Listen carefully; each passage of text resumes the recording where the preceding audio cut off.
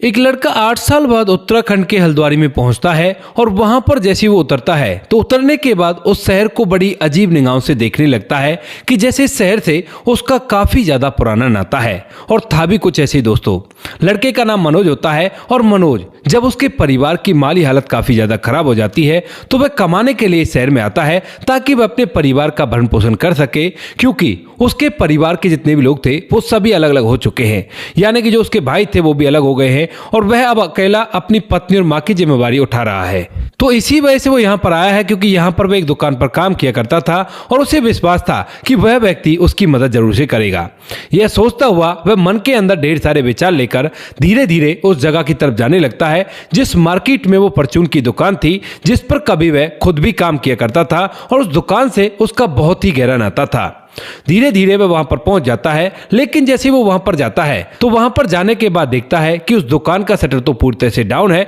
और इस बात को देखकर वो पूरी तरह से हैरान हो जाता है। इसके बाद वह उसके साइड वाली दुकान पर जाता है जिसको वही व्यक्ति चला रहा है जो 8 साल पहले इस दुकान को चलाया करता था, और वहां पर जाकर कहने लगता है कि मुकेश अंकल जी ने दुकान क्यों नहीं खोली। अब इस बात को सुनकर यहाँ पर जो मुकेश अंकल होते हैं वो उसकी तरफ देखते हैं और उसके इशारे से समझ गए थे कि ये साइड वाली दुकान की बात कर रहा है। तो उसके बाद यहाँ पर जो मुकेश अंकल होते हैं वो कहने लगते हैं, बेटा क्या तुम्हें नहीं पता, अंकल जी तो काफी दिन पहले इस दुनिया को छोड़कर जा चुके हैं। तो इस बात को सुनकर एकदम से जो लड़का होता है जिसका नाम मनोज होता है उसकी आंखों में आंसू आ जाते हैं और वह कहने लगता है कि सच में अंकल कब हुआ ये बात सुनकर जो मुकेश अंकल यानी कि पड़ोस का जो दुकानदार होता है वो उसकी तरफ देखने लगता है और कहता है कि बेटा हो कौन तुम, ये तो बताओ, तुम मुझे भी जाना करते हो और इन्हें भी जाना करते हो, लेकिन मेरी तुम पहचान में नहीं आ रहे हो। इसके बाद जो लड़का मनोज होता है वो कहता है कि अंकल मेरा नाम ना मनोज है, आज से 8 साल पहले मैं इसी दुकान पर तो काम किया करता था। इसके बाद जो मुकेश अंकल होते हैं वो कहते हैं कि अच्छा मनोज तू तो इतना बड़ा हो गया रे, देखने से पहचान में भी नहीं आ रहा। अब इस बात को सुनकर मनोज कहता है कि अंकल मैं तो बड़ा हो गया, लेकिन आप ये बताओ कि अंकल को ये सब कुछ कैसे कैसे हुआ और अब शेखर भैया कहाँ हैं। इसके बाद जो मुकेश अंकल होते हैं वो उससे कहते हैं कि बेटा तुम्हारे अंकल तो आज बीमारी के चलते इस दुनिया को छोड़कर चले गए थे, लेकिन उसके बाद जो यहाँ पर तुम्हारा शेखर भाई है वह घर के अंदर रहा करता है और सुना है आजकल वो काफी ज्यादा बीमार है क्योंकि उसकी पत्नी उसे छोड़कर जा चुकी है। इसके बाद जो मनोज होता है वो कहता है कि सच में अंकल, तो वो कहता है कि हाँ बेटा सही कह रहा हूं। इसके बाद जो मनोज होता है वह घर का रास्ता जानता था और उसके बाद धीरे धीरे घर की तरफ बढ़ने लगता है। मन के अंदर ढेर सारे विचारों का भूचाल चला हुआ है और धीरे धीरे वह उस घर पर पहुंच जाता है जिस घर पर वह काफी बार आ चला जाया करता था और यहाँ पर कई बार उसने खाना भी खाया है और रातें भी बिताई है। मनोज जो होता है वह जैसे उस घर की दहलीज पर कदम रखता है तो घर के अंदर शेखर बैठा हुआ था जो कि काफी ज्यादा बीमार था और उसका खुद से पानी लेना भी बस की नहीं था। अब जैसे शेखर देखता है कि दरवाजे पर कोई आया है तो एकदम से कहने लगता है कि कौन है और किससे मिलना है आपको। उसके बाद जो मनोज होता है वो एकदम से उस आवाज की तरफ देखता है और जैसे शेखर की हालत देखता है, लंबी लंबी दाढ़ी मूंछ बड़ी हुई है, मैले कुचले फटे पुराने कपड़े हैं, तो एकदम से उसके पास जाता है और उसे गोद में भरते हुए कहने लगता है भैया ये क्या हुआ आपको और आप यहाँ पर ऐसी हालत में क्या कर रहे हो। इसके बाद जो शेखर होता है वह उसकी तरफ देखता है और देखने के बाद कहता है कि भाई क्या तुम मुझे जानते हो। तो उसके बाद मनोज कहता है कि हाँ भैया मैं आपको अच्छी तरह से जानता हूं और जब मैं आपको अपना नाम बताऊंगा ना तो आप भी मुझे अच्छी तरह से जान पहचान लोगे, क्योंकि मेरा इस घर से बहुत गहरा नाता है। इसके बाद शेखर उसकी तरफ देखता है और देखने के बाद एकदम से उसे पहचान लेता है और कहता है कि कहीं तुम्हारा नाम मनोज तो नहीं है। उसके बाद मनोज कहता है कि हाँ भैया मेरा नाम मनोज ही है। ऐसा कहते हुए यहाँ पर जो शेखर होता है उसकी आंखों में आंसू आ जाते हैं और वह फूट फूट कर रोते हुए मनोज को अपने गले से लगा लेता है। मनोज भी एकदम से रोने लगता है क्योंकि वो दोनों कभी एक साथ एक खेला करते थे और एक साथ अपने जीवन को व्यतीत किए थे, लेकिन आज उनकी ऐसी हालत हो गई है जो शेखर है वह जिंदगी और मौत की कगार पर खड़ा हुआ है क्योंकि वह काफी ज्यादा बीमार है और घर पूरी तरह से तहस नहस पड़ा हुआ है। अब जो मनोज होता है वह जैसे तैसे करके शेखर का ढांढस बंधाता है और ढांढस बढ़ाने के बाद सबसे पहले उसे डॉक्टर साहब के पास ले जाता है। डॉक्टर साहब उसका ट्रीटमेंट करते हैं और ट्रीटमेंट करने के बाद जब उसे दवाई दे देते हैं तो मनोज खुद आकर उसे अच्छी तरह से नहलाता धुलाता है, उसके कपड़ों को ठीक करता है, जो भी उसे सबसे साफ कपड़े वहां पर मिलते हैं उन कपड़ों को पहना लेता है। पहनाने के बाद वह खुद से उनके लिए खाना बनाता है, घर में जो कुछ भी मौजूद था, और खाना बनाने के बाद जब उसे बातचीत करता है तो यहाँ पर शेखर अपनी पूरी बात बताता है। कहता है कि भाई मेरी ना शादी हो गई थी और शादी होने के बाद मैं तो अपनी पत्नी और बच्चों में व्यस्त रहने लगा, लेकिन पिताजी मुझे बार बार कहा करते थे कि बेटा इस दुकान को संभाल ले, लेकिन मैंने उनकी बात कभी मानी नहीं। तो इसी वजह से जब पिता ज्यादा इन बातों को सोच सोचकर बीमार रहने लगे और बीमारी के चलते इस दुनिया को छोड़कर चले गए, तो उसके बाद जब दुकान मुझे संभालनी पड़ी तो यहाँ पर दुकान पर फिलहाल जो वर्कर थे उन वर्करों ने हमें धोखा दे दिया और उसी धोखे के चलते दुकानदारी पूरी तरह से ठप हो गई, क्योंकि मुझे तो कोई भी एक्सपीरियंस नहीं था दुकान चलाने का, पिताजी को था और पिताजी इस दुनिया को छोड़कर जा चुके थे। अब जिस लड़की से मेरी शादी हुई थी वो लड़की जब ये देखती कि घर के अंदर अब खाना पीने का सामान भी नहीं आ रहा है, तो उसके बाद वह काफी ज्यादा घर के अंदर तांडव करने लगती है और इसी तांडव के चलते जो माँ होती है वह भी काफी ज्यादा परेशान होती है और माँ भी पिताजी के जाने के लगभग 1 महीने बाद ही इस दुनिया को छोड़कर चली जाती है। अब घर के अंदर मैं रह गया था, मेरी पत्नी रह गई थी और मेरे बच्चे रह गए थे, लेकिन पत्नी का उसके बाद से और भी ज्यादा बुरा हाल हो जाता है। मैं कोशिश करता हूं कैसे भी करके अपने परिवार को चलाया जाए और मैं उस दुकान को चला सकूं, लेकिन दुकान चलती ही नहीं है। जो भी सामान उस दुकान के अंदर था वो सारा के सारा चला जाता है और जो होलसेलर होते हैं वो मेरे को सामान नहीं देते हैं। नौकरों ने भी धोखा दे दिया था और उसके बाद मैं पूरी तरह से असहाय और मजबूर हो जाता हूं। उसके बाद मेरी जो पत्नी होती है जिसका नाम रश्मि होता है, वह कहने लगती है कि इस दुकान को बेच दो और उसके बाद कुछ पैसे ही तो आएंगे, लेकिन मैं उससे मना कर देता हूं। कहता हूं नहीं, अगर आज हम इन दुकान को बेचकर उन पैसों से अपना जीवन निर्वाह कर लेंगे तो कल को हमारे पास पैसे कहां से आएंगे, उससे अच्छा तो इस दुकान को यहीं पर रखते हैं, थोड़ा थोड़ा करके चलाने की कोशिश करेंगे और शायद ये चल जाएगी। क्योंकि उसके पिता ने अच्छा खासा रुपया पैसा इस दुकान से कमाया था। कई कई वर्कर दुकान पर रहा करते थे और जिनमें से ये मनोज भी एक था, लेकिन मनोज कुछ दिन पहले यहां से चला गया था किसी कारण से, उसके बारे में शेखर को नहीं पता था। उसके बाद जो मनोज होता है वह बैठकर इन सभी बातों को सुन रहा था और इन बातों को सुनने के बाद वह पूछता है कि भैया फिर क्या हुआ आगे, तो वह बताता है कि जब मैंने उसकी बात नहीं मानी तो आए दिन वो इस बात के लिए झगड़ा करने लगी और इसी झगड़े के चलते एक दिन वो इस घर को छोड़कर चली जाती है। मैं उसे बहुत समझाने की कोशिश करता हूं, लेकिन वो मुझसे साफ मना कर देती है, क्योंकि उसके भाइयों ने उसकी ओर ली थी और कहा था कि जब ये कमाता ही नहीं है तो बहन तू वहां पर रहकर क्या करेगी, तू यहां पर आ जा और हम लोग तेरी अच्छे से परवरिश कर देंगे और कोई भी दिक्कत नहीं है, साथ में अपने बच्चों को भी ले आना। बच्चों को लेकर जब वो जा रही थी तो अंत में मैंने उनसे ये भी कहा था कि कम से कम एक बच्चे को तो मेरे पास छोड़ जाए जिसके सहारे से मैं जीवन जी लूं, लेकिन उसने बिल्कुल भी नहीं मानी और उसके बाद मैं अपनी पत्नी और बच्चों के वियोग में काफी ज्यादा परेशान रहने लगा। दुकान पर जाया करता था, लेकिन जब दुकान में कुछ है ही नहीं तो पैसे कहां से कमेंगे। वही छोटे मोटे आइटम जो मैं खरीद कर लाया करता था उनको बेचा करता था और अपना गुजारा किया करता था, लेकिन धीरे धीरे करके अब हालत ऐसी हो गई है कि मेरी तबीयत खराब हो गई है। घर में ना तो कोई खाना बनाने वाला है और ना ही घर बचा है। घर मुझे काटने को दौड़ा करता है और इसी के चलते मैं ज्यादा ही बीमार हो गया और अब तो मैं ये राह देख रहा था कि किसी भी तरह से मैं इस दुनिया को छोड़कर चला जाऊं और मेरी जिंदगी को कंप्लीट हो, क्योंकि पत्नी ने उसके बाद एक बार भी मुड़कर नहीं देखा और ना ही मुझसे कांटेक्ट करने की कोशिश की है। इस बात को सुनकर यहाँ पर जो मनोज होता है एकदम से उसकी आंखों में आंसू आ जाते हैं और वह कहता है कि भैया आपने ऐसा सोच भी कैसे लिया, अगर ऐसी बात है तो चलो अभी के अभी दुकान पर चलते हैं और मैं चलवाऊंगा उस दुकान को। अब जो शेखर होता है वो कहने लगता है कि देखो मनोज, मेरे पास कुछ भी नहीं है तुम्हें देने के लिए। तो मनोज कहता है कि भाई मुझे चाहिए भी नहीं कुछ भी, क्योंकि तुम्हारे पिता ने जो मुझे दिया है वो शायद ही इस दुनिया का कोई भी व्यक्ति मुझे दे सकता था।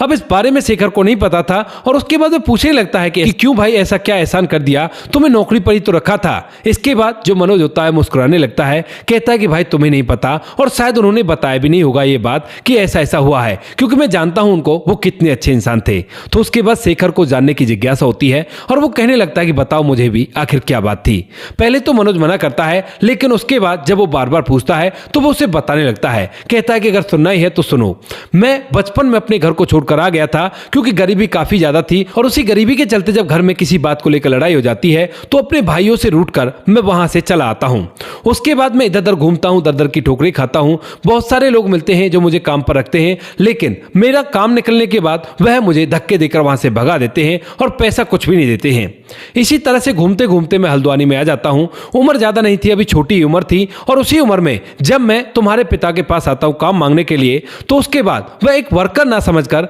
मुझे बड़ी अच्छी तरह से बात करते हैं और पूछते हैं कि बेटा तुम ऐसे क्यों भटक रहे हो, अभी तो तुम्हारी इतनी उम्र भी नहीं है। तो उसके बाद मैं उन्हें रो रो कर पूरी कहानी बताता हूं और तुम्हारे पिता मेरी मजबूरियों को समझते हुए मुझे अपनी दुकान पर रखते हैं और कहते हैं कि ठीक है बेटा, दुकान पर तुम्हें काम मिल जाएगा, लेकिन पेमेंट तुम्हें जब मिलेगी जब तुम तुम यहाँ से सीधा अपने घर जाने के लिए बोलोगे। उसके बाद मैं सोचता हूँ कि ठीक है, कुछ दिन काम करके बोल दूंगा कि घर जा रहा हूँ और उसके बाद ये मुझे पेमेंट दे देंगे। ऐसा सोचकर मैं काम करने लगता हूँ। लेकिन जब मैं तुम्हारे पिता की दुकान पर काम करता हूँ तो मुझे महसूस होता है कि ये इंसान के रूप में ऊपर वाले से कम नहीं है। वो तो हर छोटी छोटी बातों के लिए मेरा ख्याल रखा करता है और मुझे घर तक भी लाया करता है। जो माँ बाप का प्यार मुझे घर पर नहीं मिला वो तुम्हारे पिता और तुम्हारी माँ ने मुझे दिया था, और इसी वजह से बचपन में मैं और तुम एक साथ खेला करते थे। कभी कभी तो मुझे वहां से घर तक भेज दिया करते थे, कहा करते थे कि जा तू आराम कर ले, दुकान को मैं देख लूंगा। लेकिन मैंने भी उनका साथ अच्छी तरह से दिया था, उनके सभी कामों को एक बेटे की तरह किया करता था। और धीरे धीरे जब मैं जवान हो जाता हूं तो उसके बाद वो मुझे यहां से अपने घर भेजने के लिए कहने लगते हैं।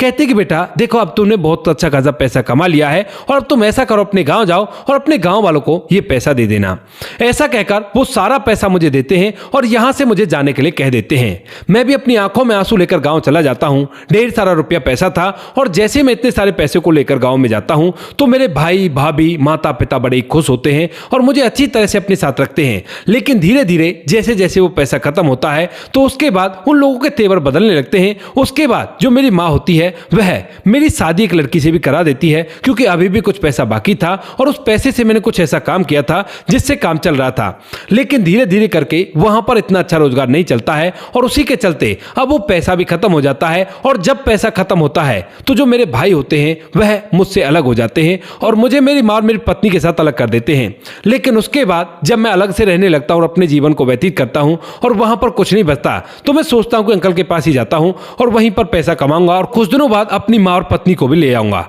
यह सोचकर मैं यहाँ पर आया हूँ। लेकिन यहाँ पर आने के बाद मुझे पता चला, उस बात का मुझे बड़ा ही दुख हुआ। ऐसा कहकर जो मनोज होता है वो एकदम से उदास हो जाता है और उसके बाद शेखर कहता है कि कोई बात नहीं भाई, लेकिन मेरे पास अब कुछ भी नहीं है, कैसे करेंगे, क्या करेंगे। तो वो कहता है कि आप चिंता मत करो, मुझे सारा कुछ पता है कि कहां से सामान आया करता था और कैसे सामान को बेच रहा है, बस आप केवल मेरे साथ खड़े रहना और दुकान को देखते रहना। इसके बाद शेखर जो होता है वो उसका कहा मानता है और ऐसा ही मनोज करता है। मनोज वहां पर दुकान पर जाता है, अच्छी तरह से साफ सफाई करता है और साफ सफाई करने के बाद शेखर को लेकर सीधा होलसेलर के पास जाता है। अब जब होलसेलर देखते हैं कि ये तो पुराना लड़का है जो पहले आया करता था, वह उन्हें अपना परिचय देता है और साथ में जो वो अंकल जी थे उनका भी बेटा था शेखर। और उसके बाद वो लोग सामान देने के लिए कुछ उनमें से तैयार हो जाते हैं।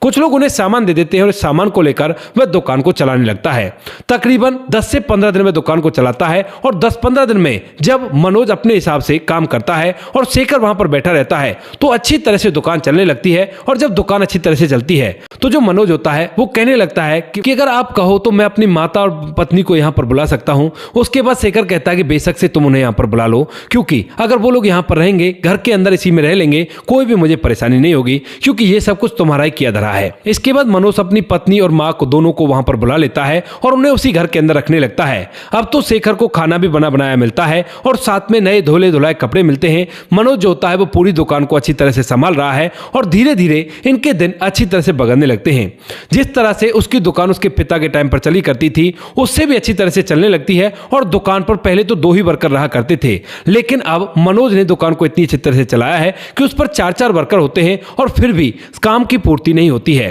इन सभी बातों को देखकर शेखर जो होता है वो मनोज का बहुत बहुत धन्यवाद करता है। लेकिन अक्सर घर के अंदर जब शेखर रहा करता है यानी कि शाम के समय, तो मनोज को उसका चेहरा काफी ज्यादा उदास लगा करता है और एक दिन में उससे पूछ लेता है कि भैया ये बताओ कि आपको क्या परेशानी है, आप इस तरह से उदास क्यों रहा करते हो। तो उसके बाद जो शेखर होता है वो कहता है कि भाई मैं ना अपने बच्चों को याद किया करता हूं और बच्चों की बहुत ज्यादा याद आया करती है। मेरा तो मन उनसे मिलने के लिए करता है, लेकिन करूं क्या, जिंदगी काफी ज्यादा अस्त व्यस्त हो गई है और अब तक तो बहुत कुछ बदल गया होगा, क्योंकि यहां पर मनोज को आए हुए भी काफी दिन हो गए थे और इसी वजह से वह ये सब कुछ कह रहा था। जो मनोज होता है वो कहता है कि अगर ऐसी बात है तो आप कल चलो ना मिलने के लिए, हम भी तो देखें क्या चल रहा है क्या नहीं चल रहा। अब तक जो शेखर था वह भी अपने बच्चों से मिलने के लिए बेकरार था और इसी वजह से वह इस बात के लिए हामी भर लेता है। अगले दिन शेखर और मनोज दोनों के दोनों वहां से उस जगह के लिए निकल जाते हैं जहां पर उसकी पत्नी का मायका था। लेकिन वहां पर जाकर जैसे उस गांव में वो पूछते पूछते हैं कि रश्मि है क्या, तो उसके बाद उन्हें पता चलता है कि रश्मि के भाई तो कब का इस घर को छोड़कर जा चुके हैं और उन्होंने रश्मि और उसकी मां को धक्के देकर घर से बाहर निकाल दिया था। क्योंकि स्टार्टिंग में जब रश्मि के पिता थे तो उसी समय रश्मि रूठकर वहां पर आई थी, लेकिन जैसे ही पिता इस दुनिया को छोड़कर चले गए तो घर भैया भाभी का हो गया और अब मां की एक बात नहीं चलती है। भैयाओं ने अपनी बहन को और अपनी मां को धक्के देकर घर से बाहर निकाल दिया, ये कहकर कि कब तक हम लोग तुम्हारी पूर्ति पालेंगे और तुम लोग कहीं भी जाओ, हमें कोई मतलब नहीं है। और उसके बाद उस घर को बेचकर वहां से शहर में जाकर रहने लगे। जब रश्मि को यह देखता है कि अब उसकी मां और वो भूखे मरने की कगार पर हैं, उसके बच्चे भी हैं साथ में, तो उसी वजह से जो रश्मि होती है वह एक प्राइवेट स्कूल में जॉब किया करती है और एक किराए के कमरे में रहा करती है। ये सारी बातें पता चलने के बाद जो शेखर होता है वह अपने बच्चों से मिलने का फैसला करता है और वह पहुंच जाता है स्कूल पर जिसमें रश्मि तो काम किया करती है, साथ में उसके बच्चे पढ़ाई किया करते हैं। छुट्टी के टाइम पर वो एक साइड में खड़ा हुआ था और जैसी छुट्टी होती है और उसके बच्चे बाहर निकलते हैं अपनी मां के साथ, तो वह एकदम से घुटनों पर बैठकर उनके सामने अपनी बाहें फैला लेता है। अब जैसे बच्चे इतने दिनों बाद अपने पिता को देखते हैं, क्योंकि वो पहले से होली में उनके पास आया था, तो एकदम से भाग दौड़कर उसके पास पहुंच जाते हैं और अपने पिता को गले लगाकर कहने लगते हैं, पापा आप आ गए, हम लोगों ने आपको बहुत ज्यादा मिस किया है। मम्मी तो हमें यहाँ पर ले आई थी, हम लोग तो ये समझ रहे थे कि घूमने के लिए जा रहे हैं,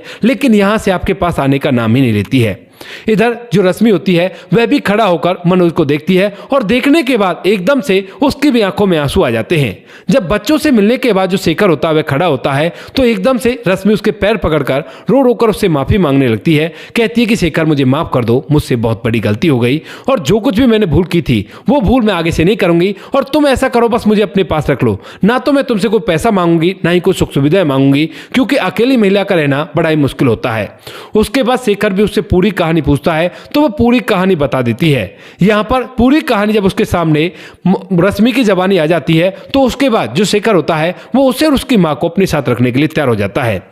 आज के समय में वो परिवार दोबारा से यूनाइट हो गया है और एक ही घर के अंदर नौकर भी और साथ में मालिक भी पूरे के पूरे परिवार एक साथ रहा करते हैं और कोई भी कैसी भी दिक्कत नहीं है। तो दोस्तों ये थी आज की कहानी, आपको जैसी भी लगी हो कमेंट सेक्शन में बता देना। वीडियो अगर अच्छी लगी तो वीडियो को लाइक और चैनल को सब्सक्राइब जरूर करें ताकि हमें थोड़ा सा हौसला मिल सके आप लोगों के लिए ऐसे अच्छे अच्छे वीडियो बनाने के लिए। इन कहानियों को सुनाने का उद्देश्य किसी को परेशान करना बिल्कुल भी नहीं है। ये कहानी आपको इसलिए सुनाई जाती है ताकि आप लोग इन कहानियों में से कुछ ना कुछ सीख सको और अपने जीवन में उस चीज़ को अप्लाई कर सको। मिलते हैं किसी नेक्स्ट वीडियो नए टॉपिक के साथ, तब तक के लिए जय हिंद, जय भारत, जय हिंदुस्तान।